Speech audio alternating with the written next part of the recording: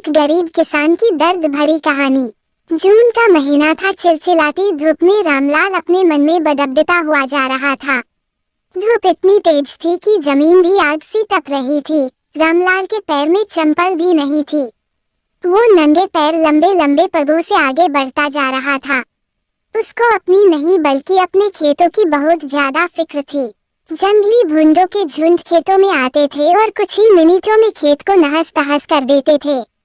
रामलाल के खेत में इस साल बहुत ही अच्छी तरबूजे की फसल लगी थी, जिसे देखकर उसकी जान में जान आती थी। उसके पास पैसा नहीं था, लेकिन उसने गांव के ही एक जमींदार से पैसा उधार लिया हुआ था, जिस पर जमींदार का ब्याज बहुत तेजी से बढ़ रहा था। रामलाल मन ही मन में सोच रहा था, इस बार तरबूजे बेचकर जमींदार का सारा कर्ज चुकाऊंगा और इसके बाद अपनी बीबी के लिए एक अच्छी सी साड़ी और अपने लिए एक कुर्ता खरीद लूंगा। बच्चों के पास भी कपड़े नहीं है, उन्हें भी कुछ न कुछ देना पड़ेगा। आगे सर्दी भी आने वाली है, जिसके लिए रजाई और कंबल भी लेना पड़ेगा। वह यही सब अपने मन में बड़बड़ाते हुए खेतों की तरफ जा रहा था। उसे अपने पैरों की फिक्र नहीं थी।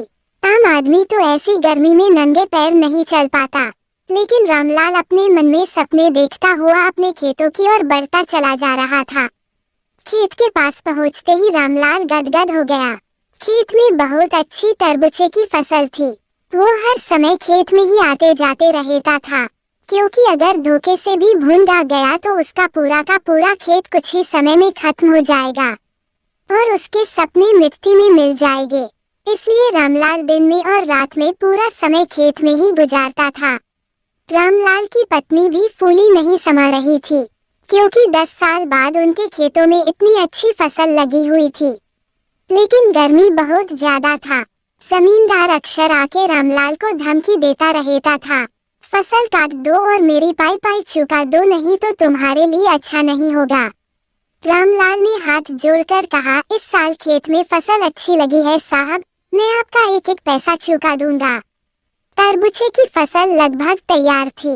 जितनी खुशी आज रामलाल को हो रही थी, इनका अंदाजा लगाना आज मुश्किल था। वो मन ही मन में खुशी से झूम रहा था, लेकिन उसको पता था कि अगर जरा सी भी हमसे चूक हुई तो मेरा सब कुछ नष्ट हो जाएगा।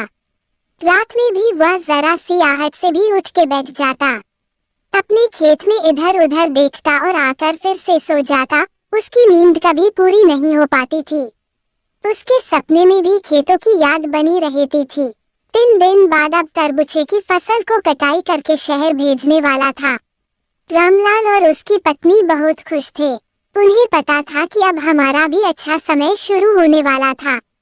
हम सब भी अच्छे कपड़े पहनेंगे, हमारे पास भी रजाई और गुदगुदे गद्दे होंगे, ताकि सर्दी में पूरी रात ठिठुर ठिठुर कर ना गुजारनी पड़े। रामलाल और उसकी पत्नी ने हजारों सपने अपने मन में संजो के बैठे थे, क्योंकि फसल इतनी जो अच्छी थी।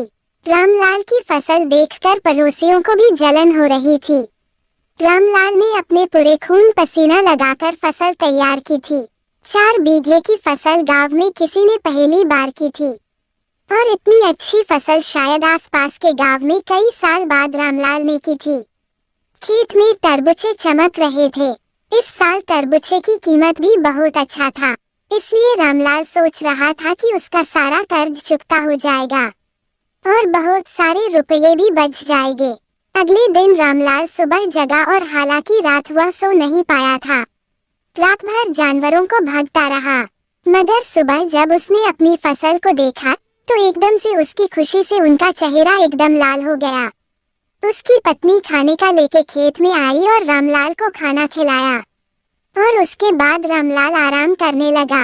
रामलाल की पत्नी खाना देकर चली गई।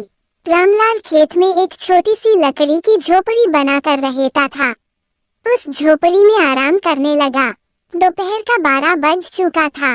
रामलाल भी उठ कर इधर उधर देख रहा था, क्योंकि दोपहर में जंगली भुंडों का खतरा ज्यादा बना रहता था। चारों तरफ धूप के कारण सन सन की आवाज आ रही थी। चारों ओर सन्नाटा छाया हुआ था। रामलाल के खेत से गांव की दूरी लगभग 1 किलोमीटर थी। रामलाल ने इधर उधर देखा, कोई जानवर दूर दूर तक नहीं था। ये सोचकर वह आराम करने लगा। इतने में ही उसे कब नींद आ गई उसे पता ही नहीं चला। रामलाल को नींद आते ही एक भूंड का बड़ा झुंड आया और उसके खेत में टूट पड़ा। रामलाल इतना थका हुआ था कि वो बहुत ही गहरी नींद में सो गया। उसे कुछ पता ही नहीं चला और भूंड ने उनके खेत को कुछ ही मिनटों में पूरी तरह से तहस नहस कर दिया। सारे तरबूजे और पौधे पूरी तरह नष्ट कर दिया।